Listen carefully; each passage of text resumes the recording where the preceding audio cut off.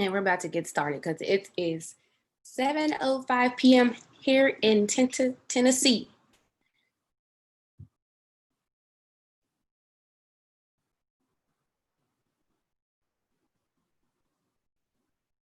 All right.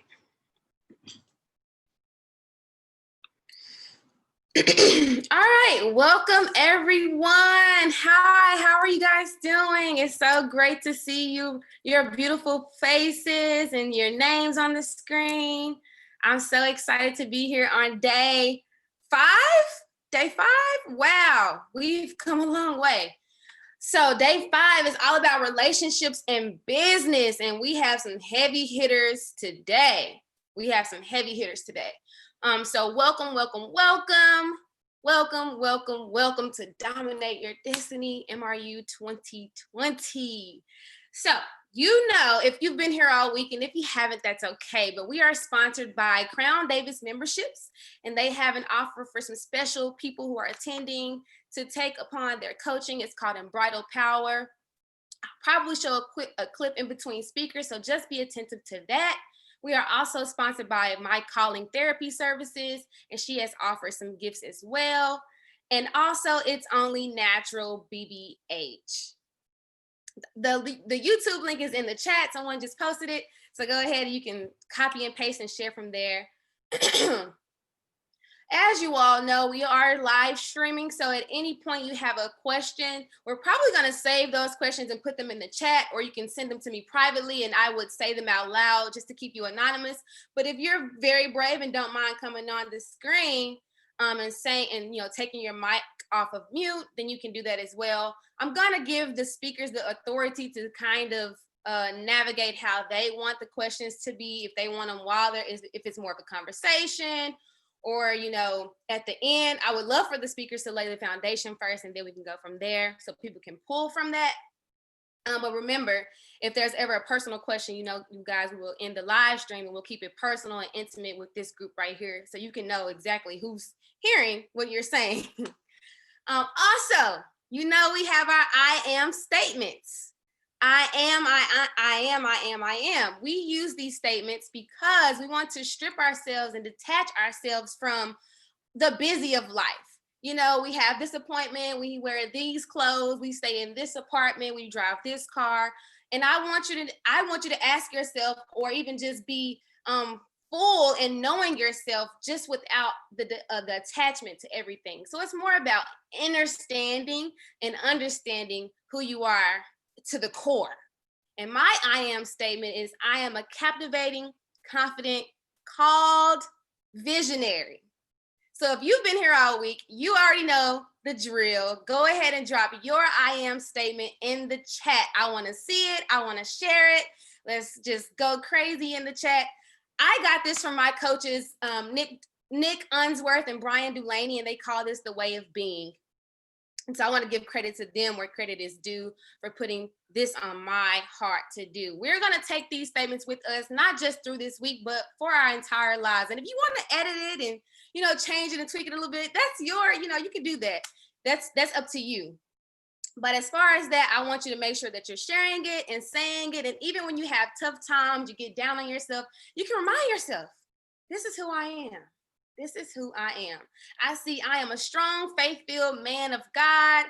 I am a believer in abundance, and I live a lifestyle of giving and growth. I love it. Love it, love it, love it. Keep them coming.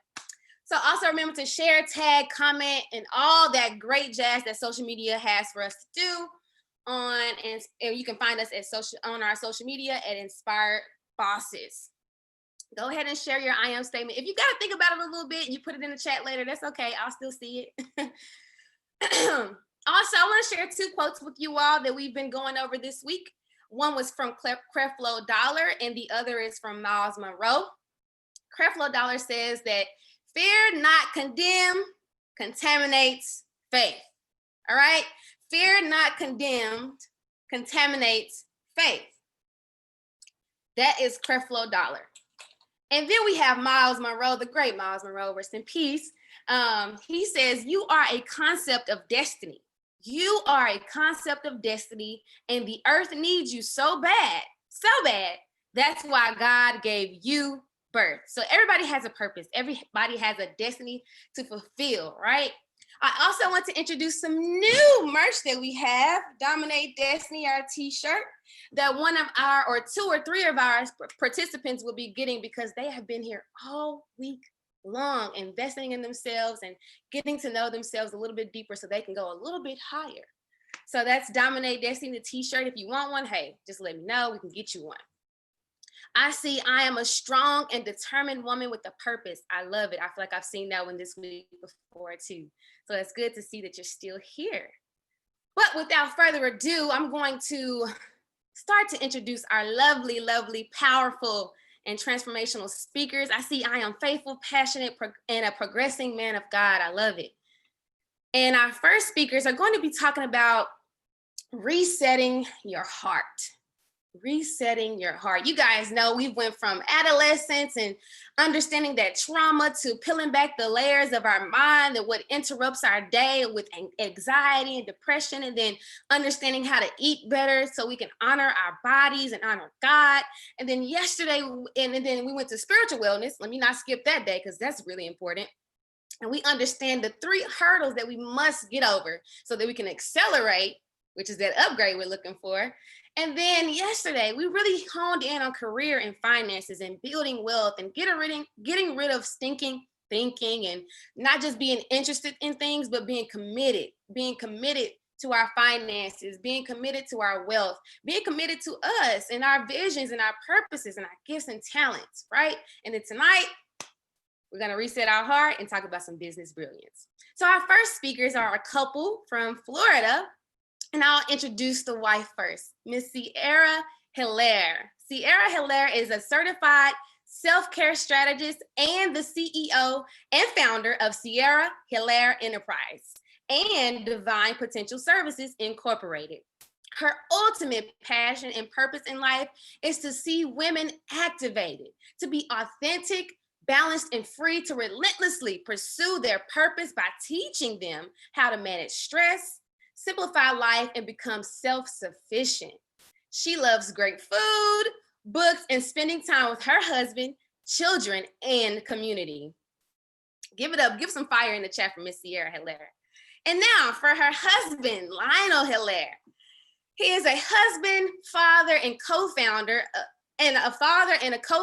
of Divine Potential Services Incorporated that has served and helped restore hundreds of families over the past few years. Lionel is also a published author, relationship strategist, mentor, and speaker. He is passionate about health and wellness. Lionel enjoys empowering leaders, coaches, and influencers to thrive personally and professionally by helping them intentionally increase their productivity, presence, and profits. In his home city, Sunrise, Florida, Lionel has a resident leadership academy and parent leadership training institute certification where he proudly serves the families in the community. Lionel believes that everyone has a unique gift that must be shared for many to see, and his passion is to help those he is called to discover their purpose and monetize their gifts so they can be effective in their own lives, their families' lives, and the marketplace. Isn't that beautiful? Y'all go crazy in the chat. Give it up for Sierra and Lionel Hilaire. You guys have the floor. Go at it. Man, that introduction was better than we actually wrote it. And we actually sent it to you. That's what's up. I just felt a little taller, you know. Yeah, I'm just kidding. But yeah, thanks for having us. We are honored to be here, you know, to pour into the awesome people that you have. And we've seen your lineup. We even made some connections with the people you have here in the past few days. Yeah. And they I was like, wow, like this has been a really awesome event over the past few days, and I'm just excited because when I listen to you guys, I'm just looking at the future, the people you guys are gonna impact, the people that you haven't met yet, and I'm excited for them. The type of impact you guys are gonna make in their lives. It's just amazing. It's just awesome. I'm happy to be here. Yes, yes. Same here. It's a total honor. You know, like Lionel said, we've just been watching and tuning in over the last several days, and it has truly been an impactful journey that you've taken your audience on. Well, I believe his name was Pastor Kelvin. Like, I was like, my God, you know, but everybody was just, you know, so well spoken and just so knowledgeable in what it is that they do. They really shared a lot of valuable nuggets that I believe if people were really present and pay attention, they can really take them and use them in their everyday life to just continue elevating, you know, upgrading their mindset, resetting those things in their life that aren't working for them, that aren't in alignment with God's will, purpose, and plans for their life. So I'm honored. Thank you for having me and Lionel here. And we just look forward to further continuing to connect with you, with the people that follow you, and just continue to be a trailblazer. You know, as I watch you, I really see you as a trailblazer in this generation for millennials. You are really um, creating a path for other women and men, young women and men to follow. And that's very inspirational, especially in this time, you know. So kudos to you, man. Stay encouraged, keep pushing, keep pressing, keep obeying, keep, you know, just giving God your yes. Hmm. Mm-hmm. Yeah, and even often throughout your season in life, you're gonna have to hit the reset button Oh, maybe more yeah. than once. Like for example, I had my laptop and it was moving slow. So what I did was I went in there and I searched reset. Yes, that was yesterday. I searched reset and I reset my laptop and it's running better. And it's okay sometimes to reset.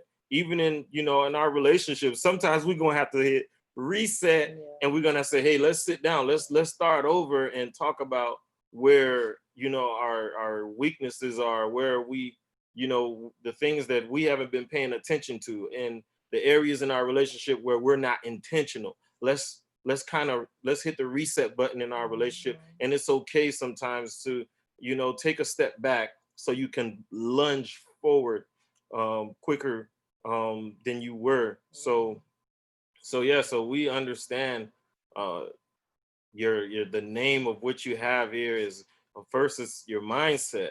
Like if your mindset's not right, I don't care how many times you hit that reset button, that virus is still there. Yeah. you Yeah. know You left out a very important part that mm-hmm. I paid to in particular when you reset the computer last night, because Mm-hmm. we ended up falling asleep. Oh my And gosh. this computer woke me up at about 4:30 in the morning because it actually scared me because it started talking, trying to give instructions on what to do next now that it was ready to go through the reset process. But the point I'm making is that sometimes your reset takes longer than what you You expected or anticipated. Come on. anticipated. Sometimes that journey is not a walk in the park, and it don't always feel good, look good. You may have a lot of fear on the journey, because this computer literally scared me out of my sleep last night as it was beginning to talk to give Lionel further instructions on how to set this and how to, put in different settings and what's, the steps Setup. that's needed in Mm-hmm. order to set it up properly. And so I'm like, oh my goodness, when did we press that reset button? Like, how many hours? I know. And it just literally gave me a glimpse of that's how our life can be sometimes. When God or ourselves hit the reset button, it may take us a little longer than we expected to get to where we need to be. Sometimes it may not, feel good or sound good, or we may not understand what the reset is about, but you got to trust the process and know that it's necessary in order to function at your next level. That is so true. Cause I hit that reset button the night before, and I'm like, it's gonna be a couple minutes. I'm gonna hit reset. I'm gonna have a faster computer, and everything gonna be all right. Imagine if I waited to the last minute to do a project and I hit reset. That's why Come when on when now. you have a Get when ready. you're getting ready to do something, you don't wait to the last minute to try to Prepare. prepare yourself. You need to prepare ahead of time. There's a saying that says that be ready, get ready now, so you don't have to Stay get ready. ready. So you Get don't have to ready. get Right, ready. stay ready so you don't have to get ready. Yeah. And so, and I think in life we have to pay attention to the red flags and the hurdles and the little small things that add up, that build up before we say, I think I need to reset right now, versus catching things early. Especially we're talking about relationships. Those are things, man. That's a if how many times we hit the reset in our relationship. Yeah. And well, let's rewind. Sierra and I, we've been married for a little over 15 years now. Um, she was 19, I was 23 When we got married. when we got married. So we've experienced a great deal. And I think that when when I would look back and I would think, oh, the issues that we went through, I would say, man, we not qualified to help nobody. I would say we not qualified because look at our relationship. Look what we're going through. Look at us. We're not qualified to help nobody. Yeah. We're not qualified to give advice. We're not qualified at all. And then later I realized it's because you went through the flame and you went through the fire that you are qualified Right. for it. And I'm like, shucks. Right. That's what actually makes you an expert, the experience, and that you've gone through and you've overcome. God has given you the victory. So now you have authority in that space to speak and decree and declare a thing, and it gotta bow down to you because God has given you the victory over defeat, over depression, over dysfunction, over divorce, and you came over that thing. And so now you can go back, like the word of God says, and strengthen your brother. And so that's what makes you an expert in a field, when you've gone through it by experience, but when you also have gotten the victory in that thing. So yeah. And I say we have a bachelor in TTU, Trials and Tribulations University. Well, after 15 years of marriage, we're going for our doctorate. Another maybe 15, I don't know, 20 years, then we can say, yeah, we can doctor us up, because 15 years is really not that long. It's not that long when you're growing, especially when you challenge yourself and you realize, man, we still got some work to do. We still got some kinks here. We still have some knots here. We still, we need to bring back this reset button. Don't let that dust build up too long on it. And I think that's where a lot of couples make that mistake, where we get comfortable, when we get complacent, and we don't challenge ourselves to grow, and we don't acknowledge the areas where we might need to step back a little bit and do some reflection. Instead of some projection and saying, hey, it's you why my life is all jacked up, when in reality I came into this relationship jacked up. I came in like that, and but we masqueraded with like love and say, hey, I love you, and we gonna be all right. And I depend on her for the happiness that the Disney Channel showed me growing up my whole life. I was watching Disney. I'm like, woo, can't wait to get that wife, man. This looks good. Look at that. But then when you actually step in and you get in here, it's like the wedding is awesome. The wedding is awesome. The honeymoon is great. But when you get past that, you got some work to do. And that's what becoming one is. Becoming. See, we miss that when the Bible says that a man shall leave his mother and his father and cleave to his wife. Then the two shall become one.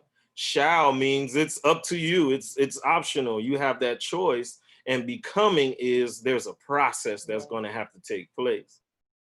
There's some work. A wife equals work. Yes. Because the word says he who finds. So that means God literally is going to take you on a journey. Mm-hmm. Not necessarily to find the wife, but to find you. So you can be prepared when he presents to you that woman. You'll be able to recognize that's my good thing right there, and have the mindset to value and honor that thing, that woman that God has brought into your life. And so I think that's where the breakdown happens. And that's why oftentimes we find ourselves needing to press the reset button and go back to the drawing board, back to the beginning. What did God originally intend for marriage, for family to look like? So that's the foundational work that we first have to put in when building a life, when building a legacy, when building our love story. We have to get the foundation in order. And so, you know, for me, resetting my life in order to be successful in my relationship or in business meant walking in forgiveness. I had to go back to my foundation. I had to go back to those issues that I had with my father, my earthly father, because I was at a disconnect with my heavenly father. And so I saw a cycle and a pattern keep showing up in my life in relationships with men. And so my husband wasn't exempt from my wrath. You know, and it was because I had anger and brokenness and different issues that I had never dealt with, and it was spilling over into our marriage. It was spilling over into my parenting. You know, they say you parent like how you was parented.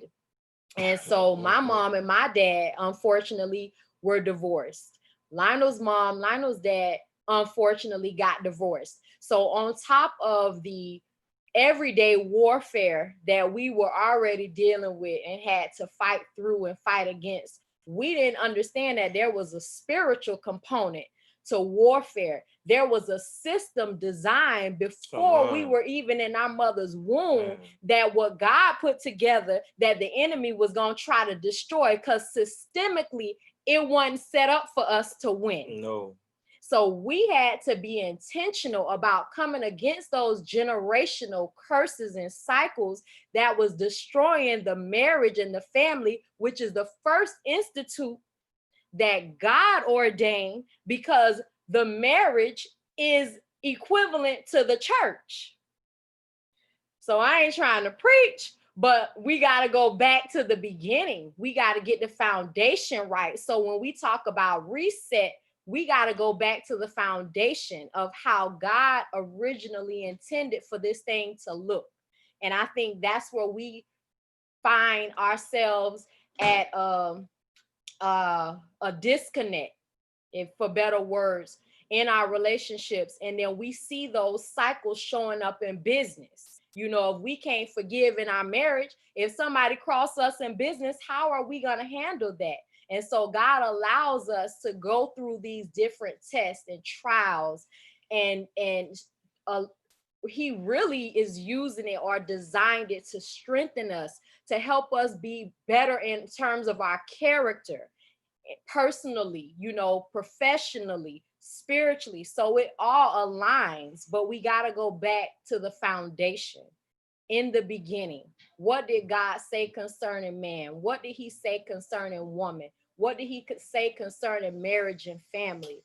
So, you know, for me, the foundation was the condition of my heart, being able to forgive, being able to let go, being able to give love and also receive love. And then I begin to see those things manifest in my business. I begin to attract certain clients and partners and relationships that were going to benefit us individually and us professionally.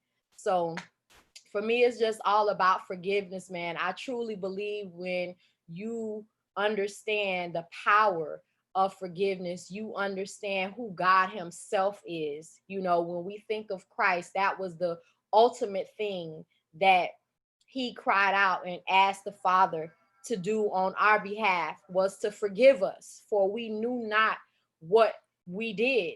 And so that's why we have to mature, we have to grow, we have to go through some things. You know, they say don't just go through, but grow through some things in order for us to hit the reset button and realize the changes that we need to make so we can have success in our relationships and in business.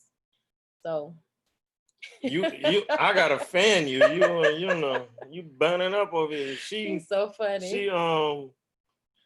She just, and you can only speak like that from a place of experience, you know, not knowledge, not like just your knowledge, but from like what you've experienced. Because you can read a book on relationship, you can read a book on marriage, you can read a book on forgiveness, but it's one thing to go through it.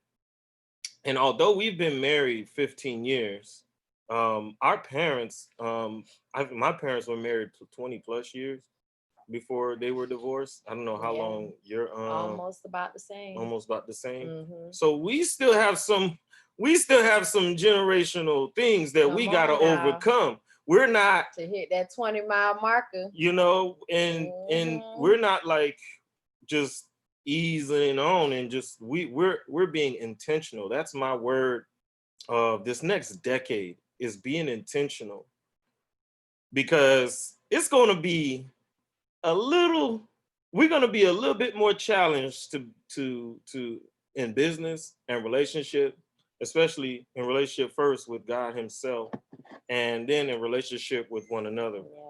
Because as it's like the more sometimes in a lot of cases, knowledge is not good. A lot of times we need to unlearn some things rather than just learn some things. Because I had to unlearn a lot of stuff in my relationship. I had some false beliefs. One of my false beliefs was that marriage was going to be easy. Come on now. And when I got in there, I'm looking at her and I'm saying, I didn't sign up for all this.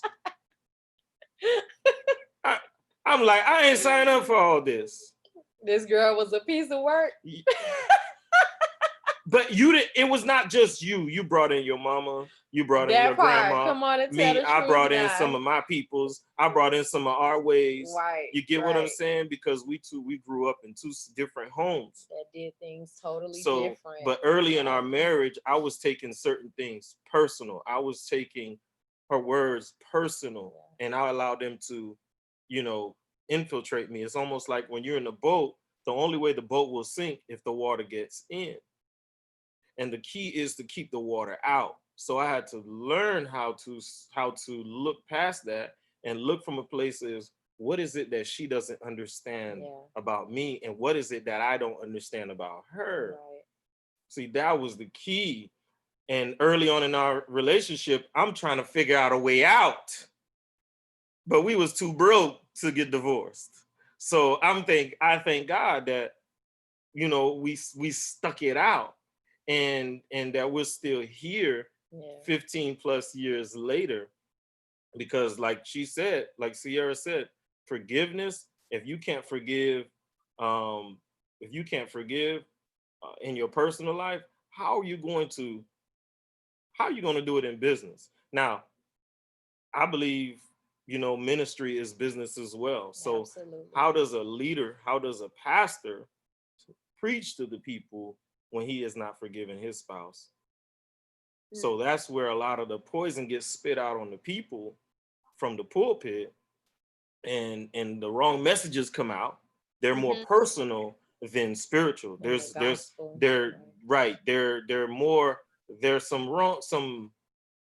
some wrong things being said from the wrong motives. And that's where a lot of people get hurt. That's where a lot of people experience brokenness, Go into error. and they go into error. For me, like when I used to work on one job that I had, I was taking things wrong from my customers. So if a customer would come in with a bad attitude, I would be like, man, who you think you talking to? You know what I mean? Like, I'm Mr. Bad. I'm bad. And I realized that that's not the right way to come at it. Don't take it personal. You get what I'm saying? Don't take it personal. And then when I flipped it, when I said, hold on, this is not working for me. Me like arguing back with people is not working. So when I started treating my customers like family, when I forgave them immediately when they came in with a bad attitude, and I served them. Like, they have a lot of leadership conferences. Why don't we have some servitude conferences? Learn how to serve. Why everybody wants to be a leader? I want to know, how do I be a great servant? I want to know how to serve. Jesus said, I didn't come to be served, but I came to serve. I mean, if the greatest man who ever lived on earth can say, I came to be served, who am I to say I'm a leader? Nah, I want to learn how to serve. And it's when you learn how to serve, that's when you can get elevated. And you cannot serve effectively without forgiving yourself, forgiving those who have done you wrong. Offended you. Now, I'm not saying to forgive, because back then I used to mistake forgiveness as just let them do it again. And you just got to keep forgiving. Now you got to know how to set some boundaries. You might have to throw a little elbow too if they get too close. You know what I'm saying? And because you got to give me some space, bro. Give me 50 feet. You know what I'm saying? And so was there a question in the box? I don't think it's in the box. Oh. Yeah, he raised his hand, so I think he's gonna come on screen. Yeah. Okay. I wanted to ask you guys, since you all married young, what is your best advice you can give young couples that's just in a committed relationship? Man. That's a very good question. Man, my best advice is you're talking about pre-marriage or post-marriage? Yeah, that's what I wanted to get clarity about. Is it committed with the goal of marriage? Yeah, pre-marriage. So we engaged. You're engaged. Okay, congratulations on being engaged. Congratulations. I think you just got to make sure that there's that word I mentioned earlier, intentional. You have to have those conversations. So if you got to find out if you want children, how many children you want, different questions that you see a lot of relationships where they're going through. I think you just got to examine the reason why people are breaking up: finance, spirituality, family, certain things. Like find out, like do some, how we do market research for our competitors. We must do that with, couples as well. Find out why their relationship ended the way it did. So that is very key. That's the first thing. The second thing is, I think,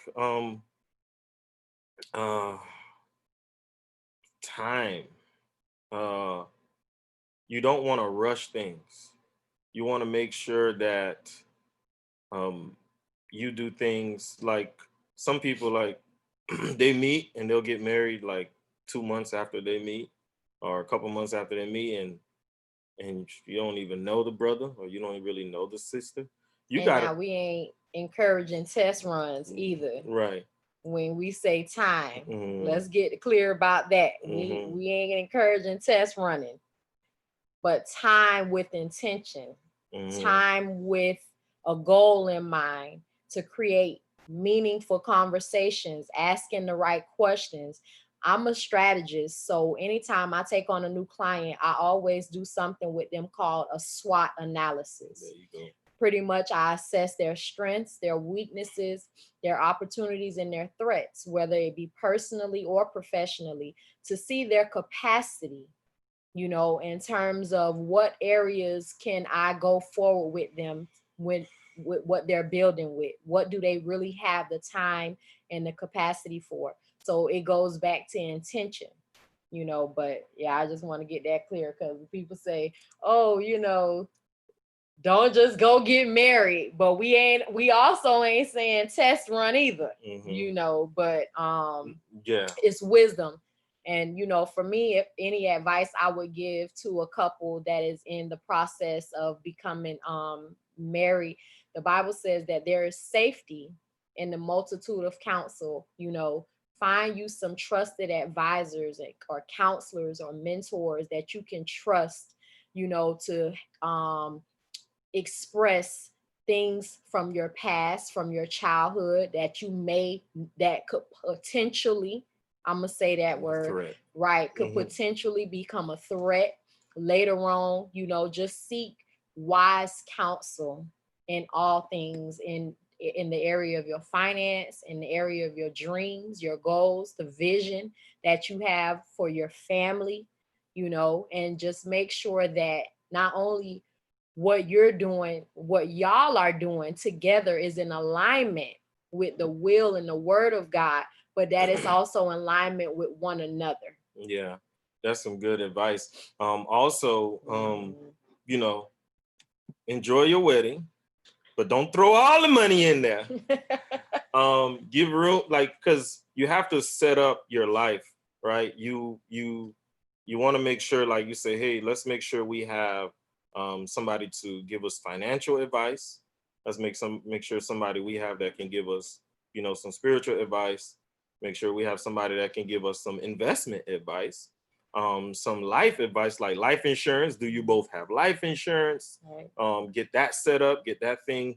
You know, while you're that young, when you're really young, your life insurance is a lot cheaper, and get the right coverage. You know, it's a lot less, and you, as long as you keep paying that throughout, you'll stay with that price. So that premium, I think it'll stay right there. I don't know, but seek that person for life insurance, like so your finances, your relationship, your spiritual walk, um all areas of your life. You get what I'm saying? So you can start. That's a great foundation. Like, look at that. Y'all not married yet. If y'all actually put those things in place, imagine you won't have to go through a lot of hurdles other couples, you know, have gone through. You're gonna go through some hurdles, but they're not gonna be as bumpy as ours if you do it right. You know, and there's a lot of relationships. We weren't told that.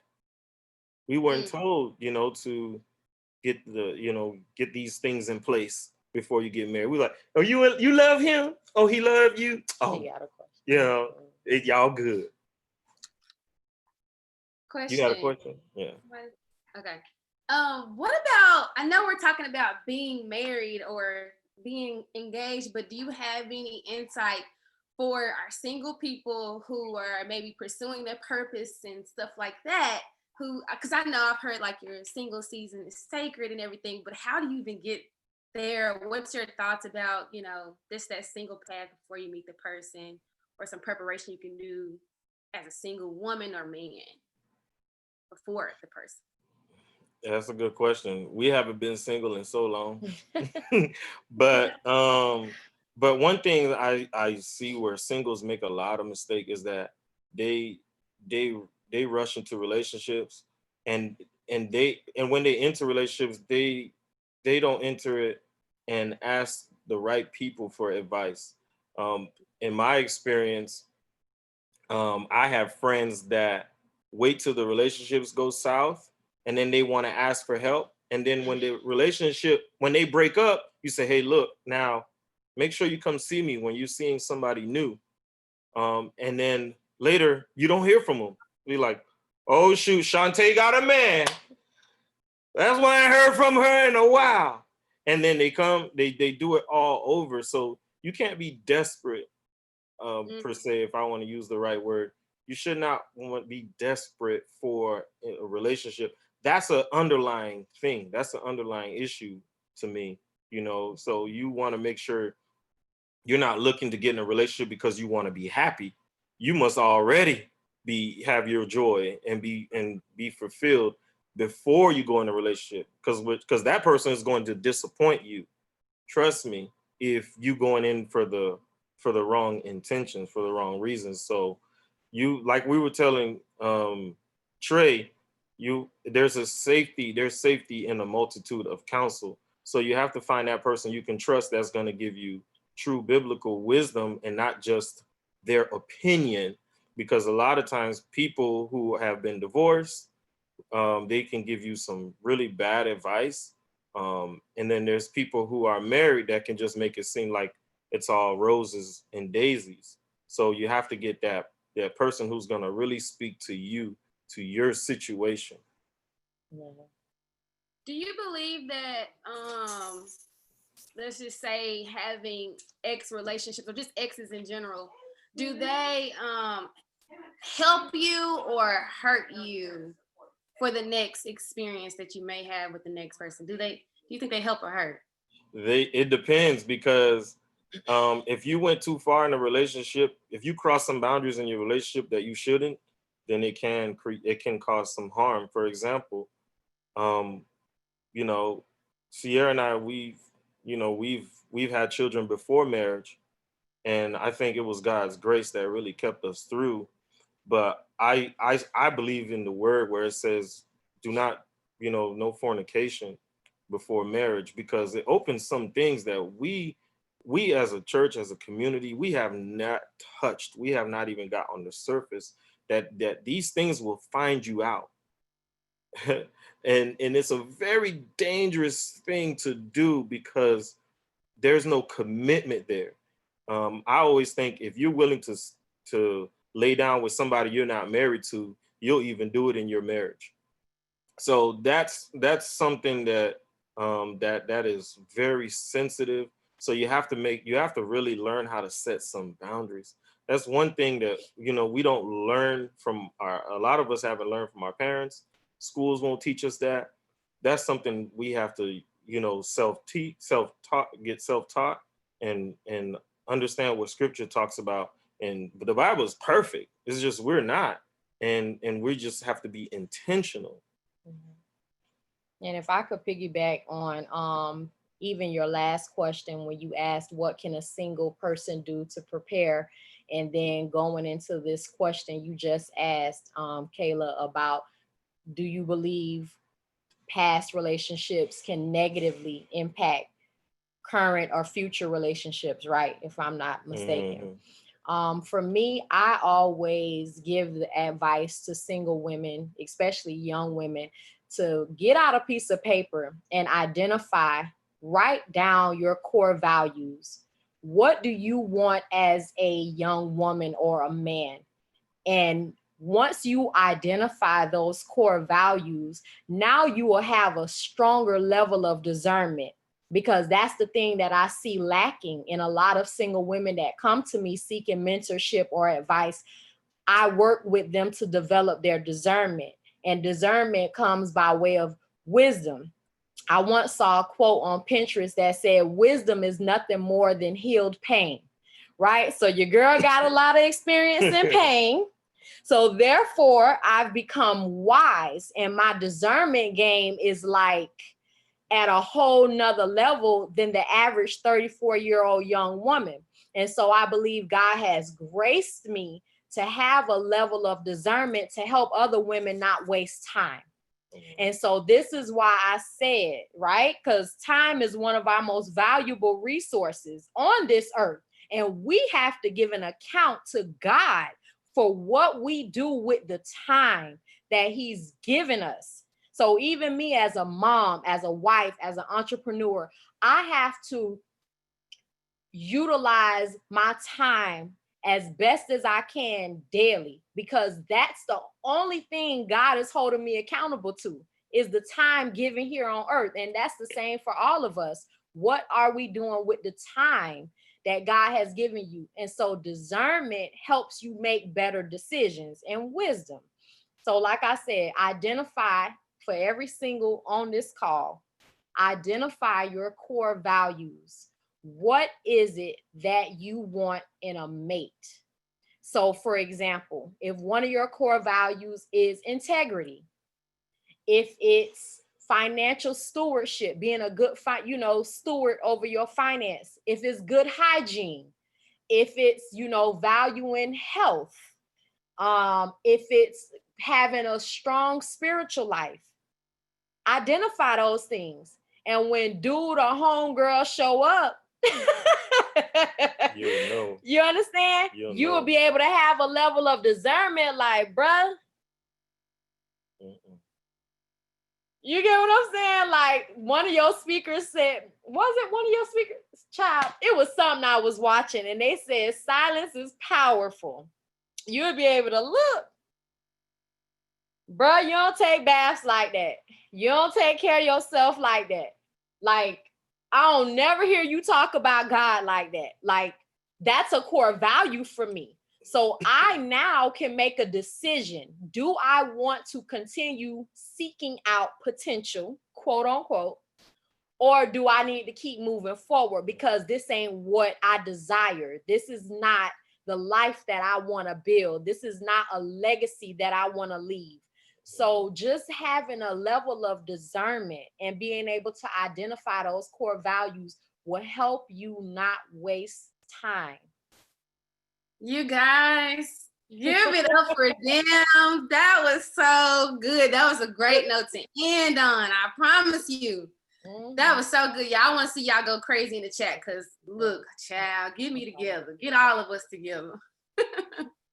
Okay, without further ado, I'm going to show you guys a couple of clips and then we're going to have our next amazing heavy hitter speaker come on and show us and tell us about how we can prepare for the ladder. Let me share my screen. Hold on. Let me put something else on my screen before I share that.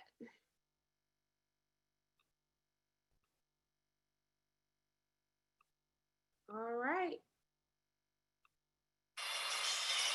Good day, everyone. This is Adrian Davis with Crown Davis Memberships and Momentum University. I am so excited to be a major sponsor for the Mindset, Reset, and Upgrade Conference because I am a big proponent of self-care.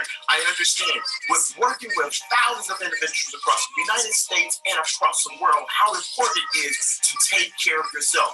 You can only affect the world if you're the best version of yourself. So I want you to get the most out of this conference.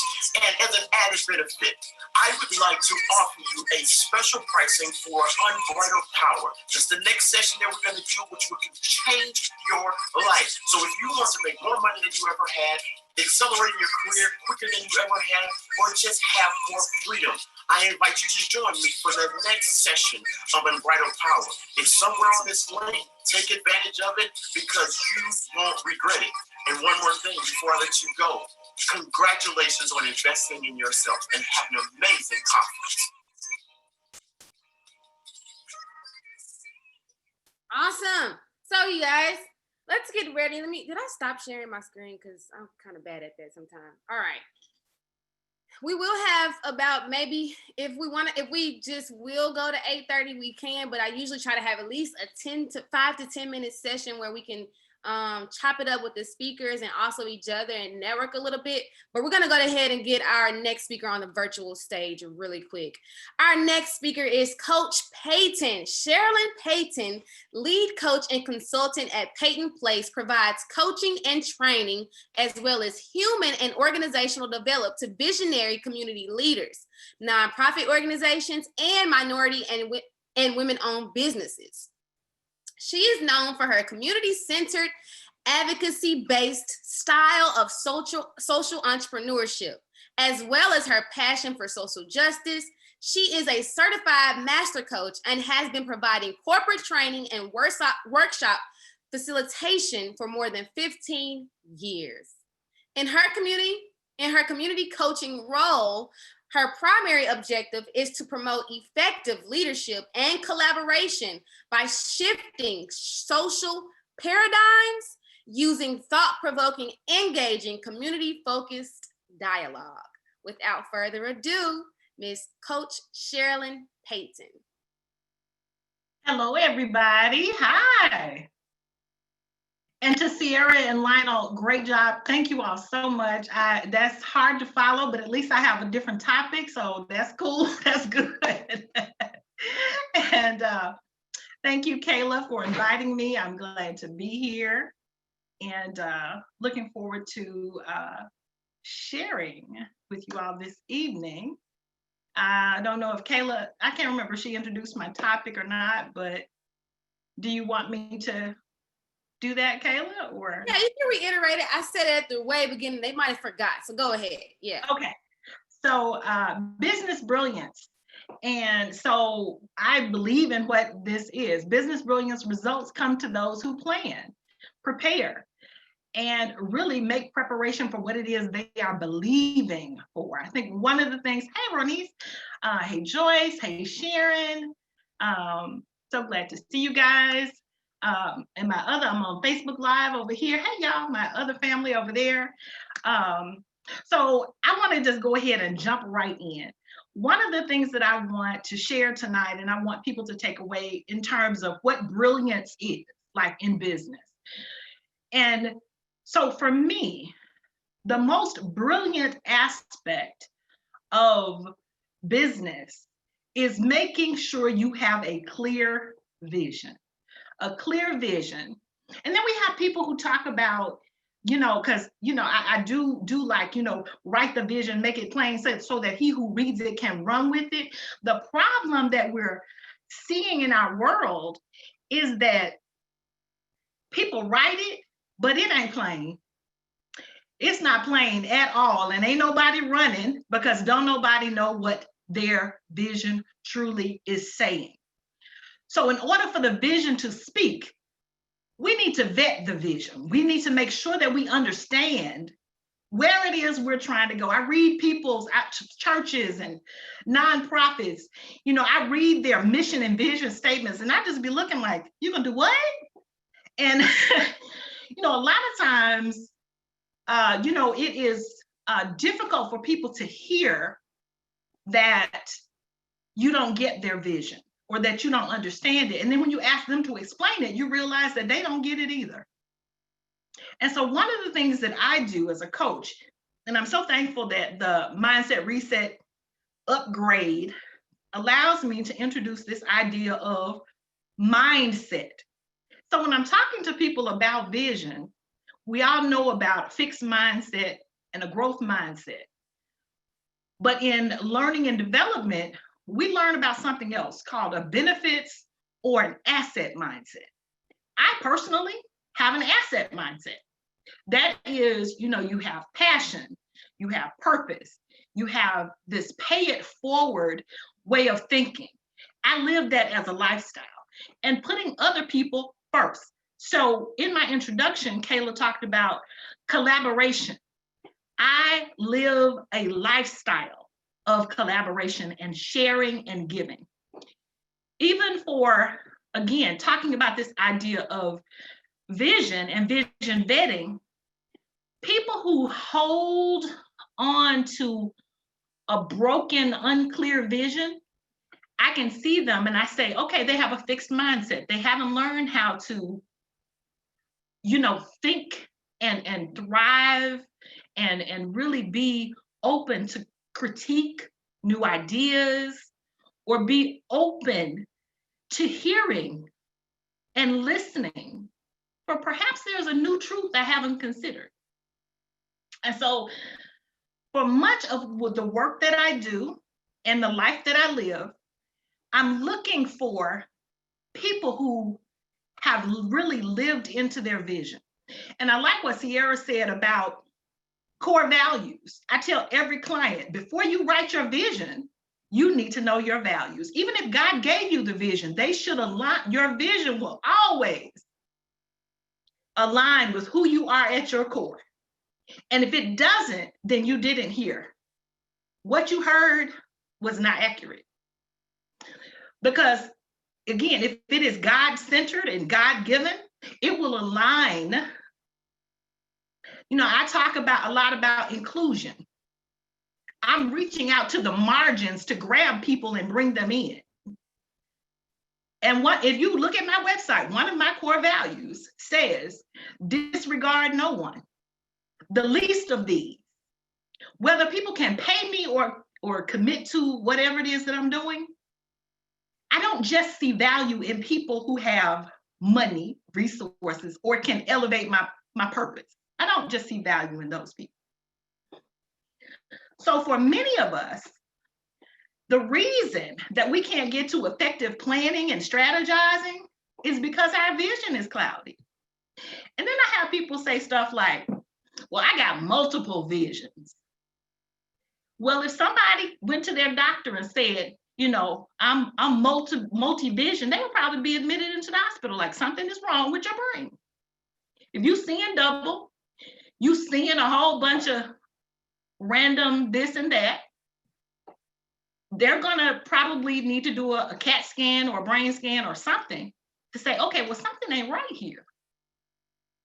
So in all honesty, you can be multi-talented, multi-gifted, but the vision that God will give you is to serve a purpose and fix a problem in the world.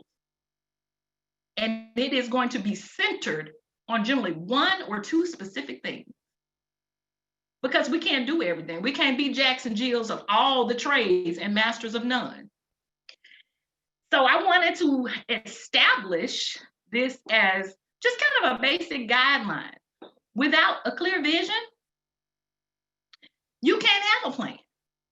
You know, and we understand and we say it all the time, but do we really know what it means when we say, if you fail to plan to fail. You plan to fail. So in these moments, I see a lot. I don't always say what I see, but I see us getting tangled up in the fanfare and the fluff. And God is saying, get back to basics. You have not done what I've told you to do. You out here, it's all glitter and sparkly and shiny, and people chasing after shiny stuff.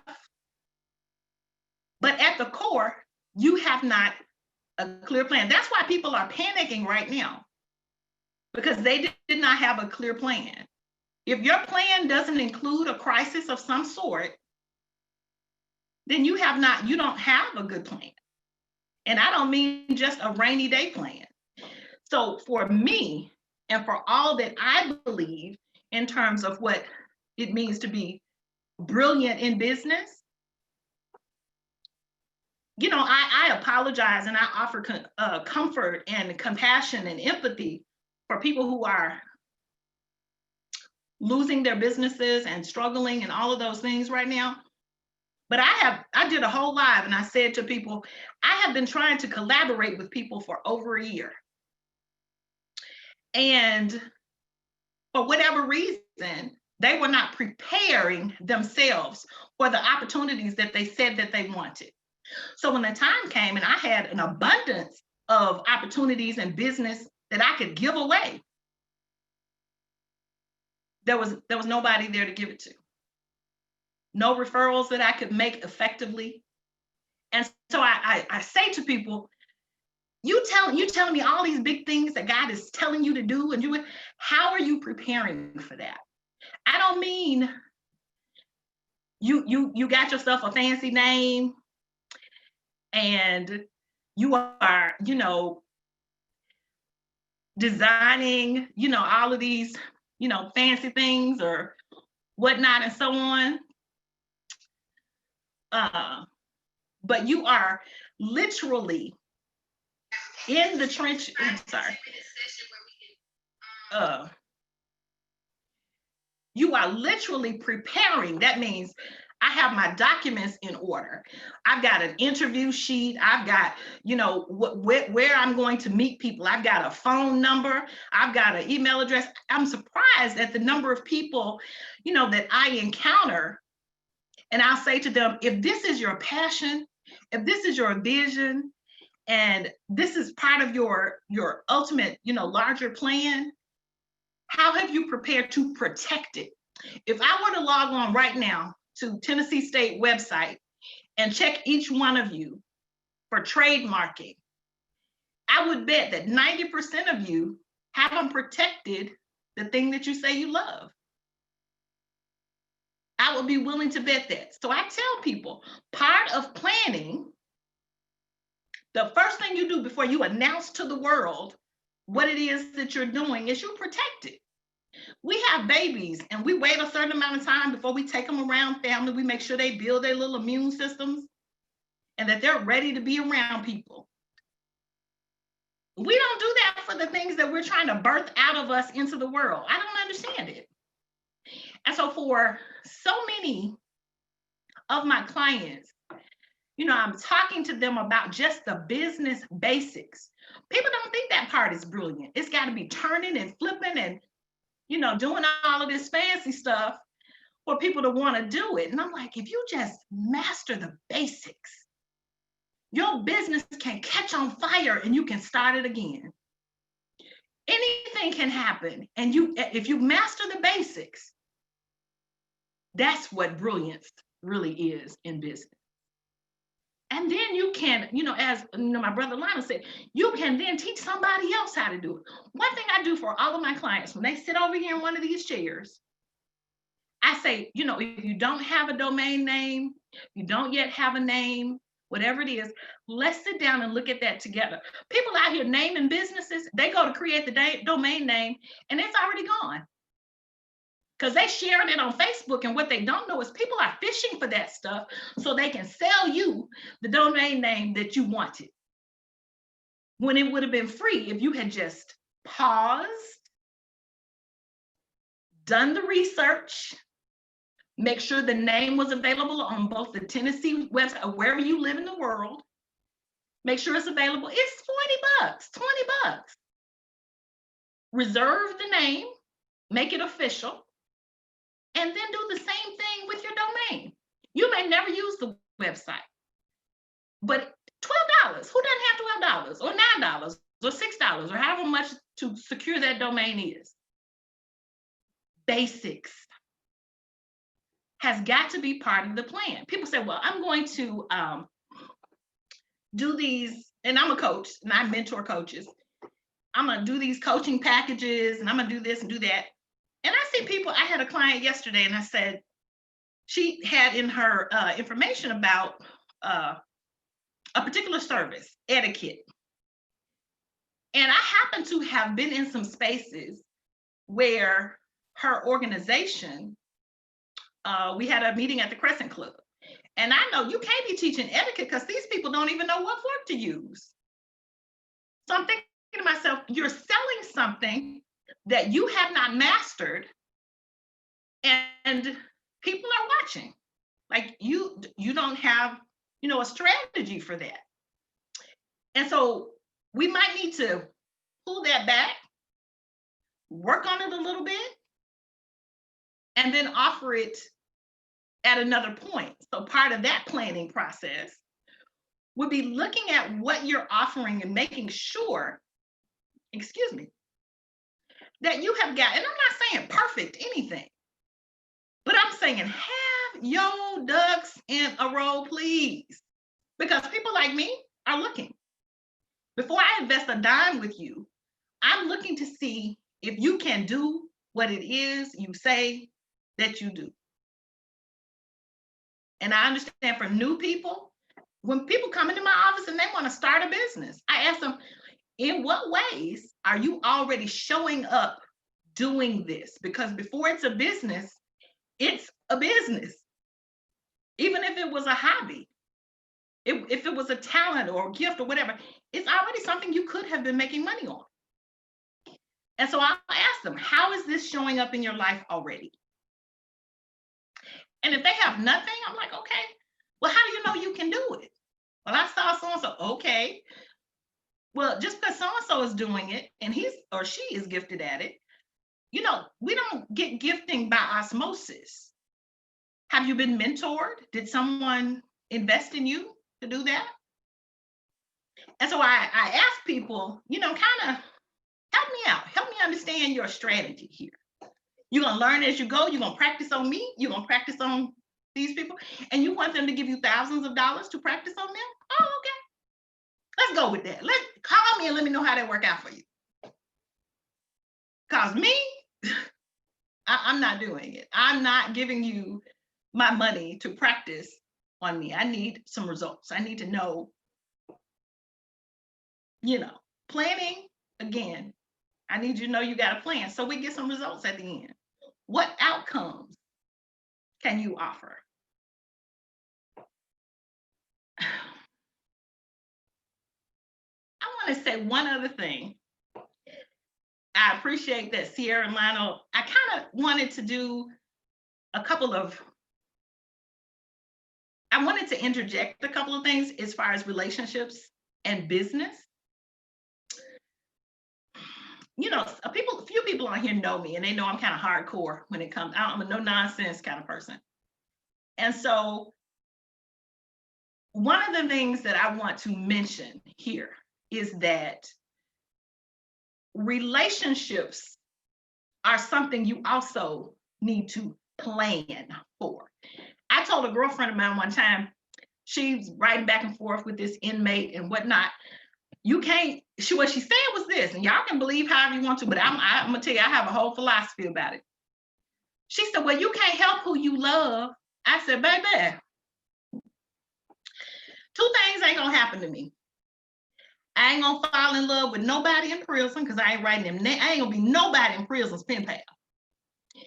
And I ain't gonna get the okie doke because I got a whole list of stuff he must be and do, and I need to see the evidence.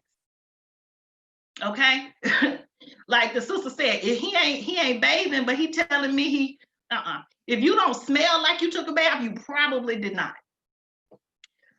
So I'm looking for some evidence around here, and so I say this: who we build relationships with matters. And I tell my clients, you build you a board, you get you somebody, and this is, I'm sure I've said it to some of the folks on here listening to me right now. If you ain't got a single person in your circle that you could call tonight and say, I need $1,000, and they not flinch, you need a new circle.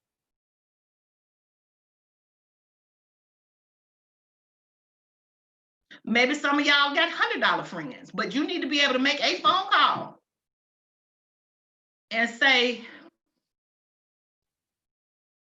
and that the young ladies and gentlemen that I mentor, I tell them the same thing.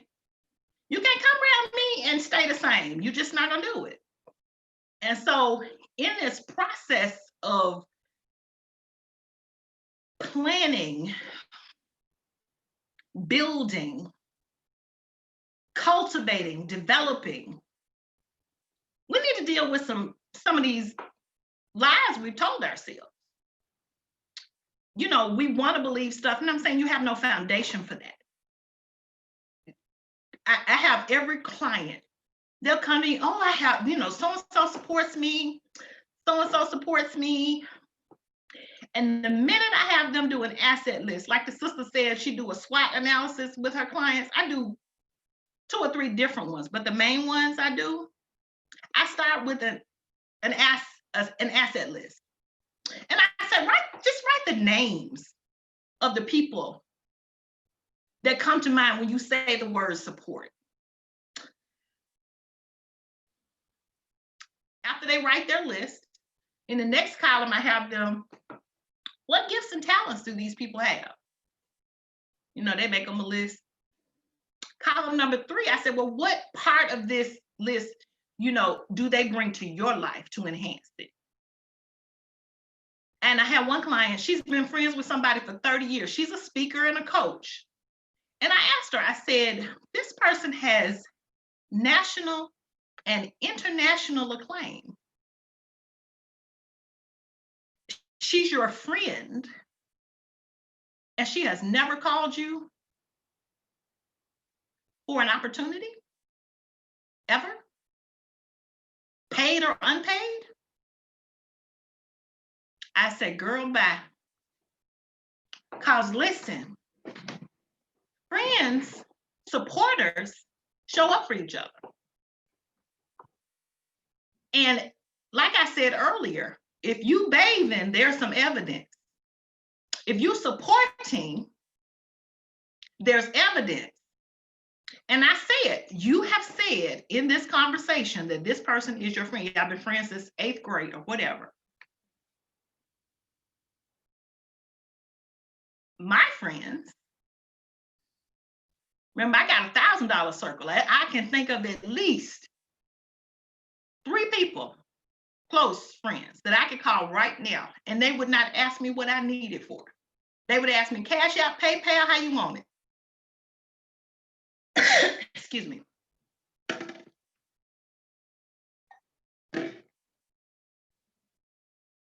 And you can't get them to show up for nothing. There's some people on here. I'm gonna call out Renice, Joyce. You know, folks, y'all ain't got folks showing up for you. You can't fill a room. You ain't got 10 folks coming to your events. 10. If you just go through the people who you've supported, that list, and assess it. Brother Lionel said, you know, time, I can love you, but I ain't got to give you my time. I'm gonna love you from over here. That's what I'm gonna do. Because my time is valuable. We all get the same amount of time in every single day. I don't get no more. God don't love me no more. He ain't making my days no extra long and extra sweet or nothing like that. I get what I get. And to give it away is poor stewardship. To give it to people who do not value it is poor stewardship, because you know what? You can't get it back. It's an investment. And you'll notice if you get a message from me about an appointment or something like that, it'll say, I'm happy to invest my time. That's what it'll say. I do not have time to give to something where somebody has made it clear they don't value it. So as we are planning, and here's another one. You know, if you're looking at, you know, I have right in front of me, this is my calendar. And I use a paper calendar on purpose. I want to be able to see what I got going on all the time. But I also use a intelligent calendar, if you will, online that's attached to my website. And people come, you know, I don't have time for this and I don't have time for that. So one of the other assessments I do is a time assessment. Let's sit down and look and see how you investing or spending your time. Let's see what's going on here. And most people, it's another one of those lies we've told ourselves. We so busy. What you doing?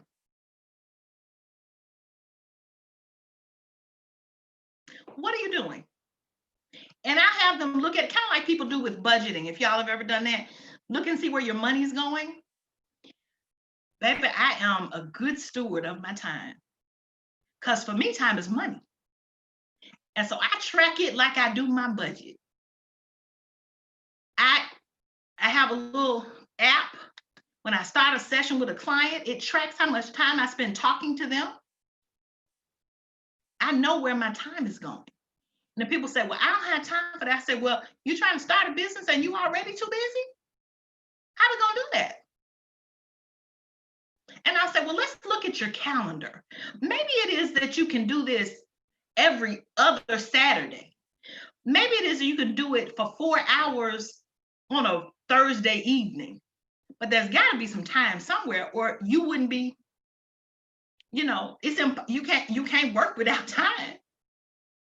You can't be productive without time. So where is the time you're going to use to build this, to birth this, to do this, to cultivate it? And you know, it's amazing. Most people haven't even stopped to think about it. They haven't looked at their schedule. They just got excitement. That's all I got. And one of my favorite things to kind of dig into when it comes to people of faith and business, I say zeal not according to knowledge is some failure waiting to happen. That's my version.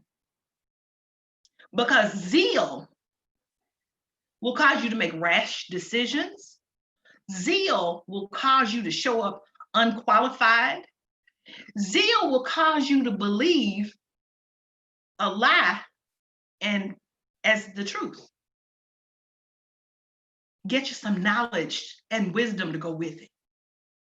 when somebody asks you what makes you an expert, you can say like the brother and sister said, we lived it.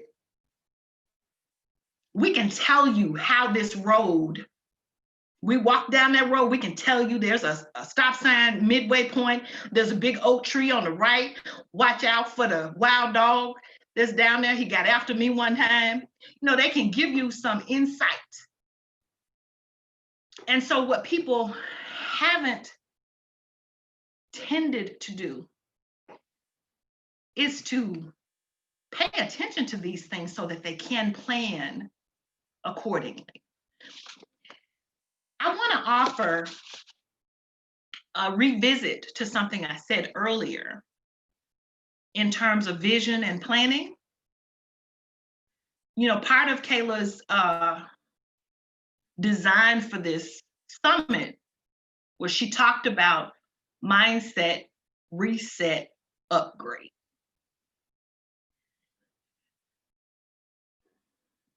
And I just encourage all of us to assess what is your mindset. Because you can't, if you upgrading from raggedy to, you know, whatever the next thing is, that's better. But if you don't currently know whether you have a fixed, whether you have a growth, or whether you have a, again, I call it more an asset mindset, or it's called a benefits mindset if you look at the learning and development model. But at some point, we have to integrate the growth mindset and the benefit or asset mindset together to be able to align with a more,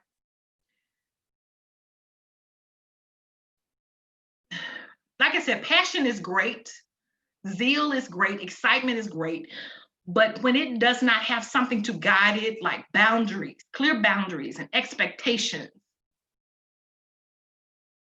it's a collision course, basically. And so I encourage people, first, like I said, assess which mindset you have and be honest about it. If you got a fixed mindset, that's okay.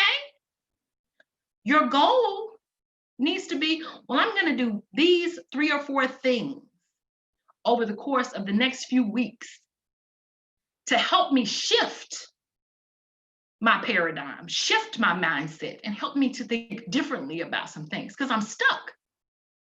You know, if you don't first have a plan to change that, nothing else you write down is going to happen.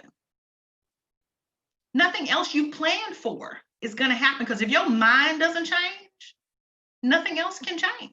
Transformation begins in the mind.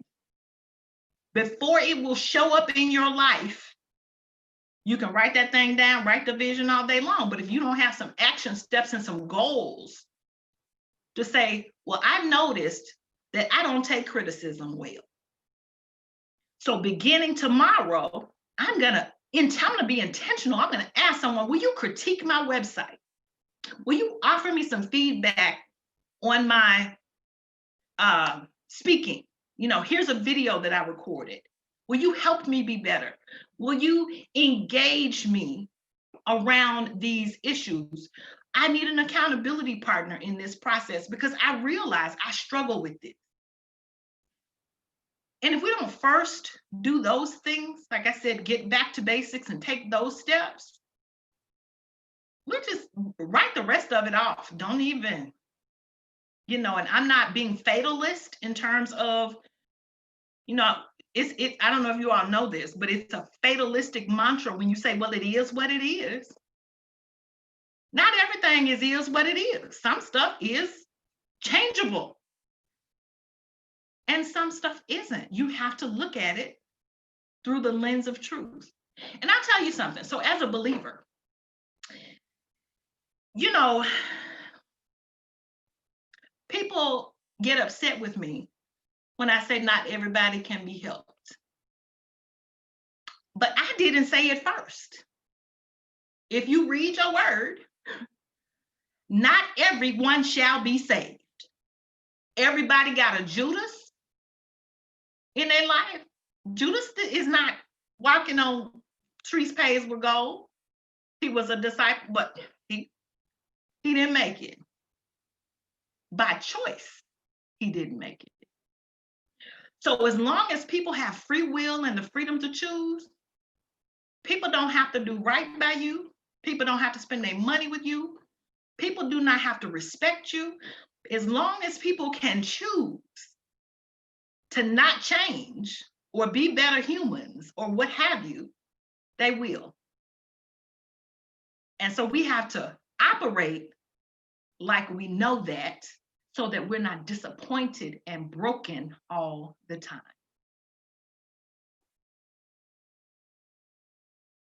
We are out here expecting the plane to land at the bus stop. Why? Why? That's not where it's supposed to be. Why are you looking for it there? The landing pad is where you need to be looking for the plane. But what we tend to do is look for it where it's convenient. Like the bus stop is around the corner from my house, though. So I need the plane to be over here because I want to ride on a plane. I don't want to ride on the bus. So we've got these ridiculous ways of thinking about stuff that it ought to happen because we're people of faith and, favor and da-da-da-da-da. If you need a job, if you need clients, and you don't actually actively prepare for either of those two things,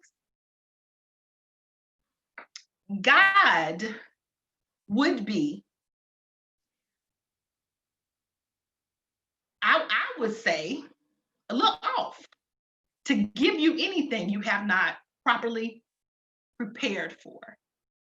And there are things that God will prepare us for against our will in some ways. If you've ever had children without the guidance of a good parent, you don't even know what good parenting looks like, and you become a mother or father, you're like, ooh, how am I gonna do this? I don't even know what to do. And then God becomes your teacher through that process. I can say, yes. I got some amazing children, but I tell you, they had nothing to do with me because I did not know. But through this process, the things that I say, favor runs out and grace runs out when you have the opportunity to do for yourself the thing that should be done. You don't need a miracle for something you can do for yourself. You don't. Miracle signs and wonders are for the impossible, and that's still possible. But why would you be expecting a miracle when all you got to do is go online, fill out the application, and let the rest do the thing? You'd be like, oh, I wasn't expecting a response from them. Hey, but you showed up. You had a plan. You'd be like, if they call me, I'm going to have this blue suit and these pink shoes and just whatever. And I'm going to be ready. But then we sit around here acting like, the people are going to come knock on our door and be like, we got a job for you. You in there? We want to work with you. Can you send us a proposal? Y'all would be surprised because I work with people of faith every day and it's just ridiculous. I'd be like, did you fall and hit your head? What is wrong with you? What is happening? You making me shame to say I'm what in the world? But anyway, business brilliance. Get back to basics. Vet your vision. Decide or assess what type of mindset you have so that you can change it. Engage with this process of planning and preparation. And you will see results.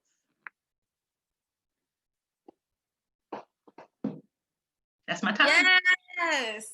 Oh my gosh. Woo, my wig is blown off. Oh my goodness. Y'all, she got all of us together probably in more ways than one, but you heard it here first. I told you guys tonight was some heavy hitters. That's just the real deal. So it is 8:29 here on my phone. We have 1 minute left. I just want to say that I'm so thankful for you all showing up today. I hope you learned something. I hope you can take something with you to your bedroom and to your notes, and even maybe share some aha moments in our group that we have together. You guys can reach out to us. Like I said, we're in a group together, so you have these people as resources. And that was my whole vision, to add value to the people who actually want to tap in and register with these people who are experts and can get you some results if you are willing to invest in yourself. I did want to show the ad one more time because it came to my knowledge that it didn't show, and it was just my Google Doc screen. So if you guys could bear with me with that, and then we'll end here. And I'm going to stop.